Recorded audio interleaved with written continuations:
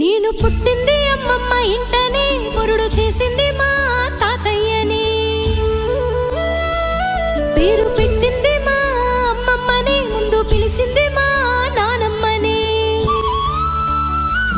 ముద్దులాడరు మా మావయ్యలు, మురిసిపోయారు మా అత్తమ్మలు. మా అమ్మమ్మ ఎప్పుడు కాపలా చూసుకున్నది కంటికి రెప్పలా. లాల పోసింది, జోల పాడింది, బుగ్గ చుక్క పెట్టి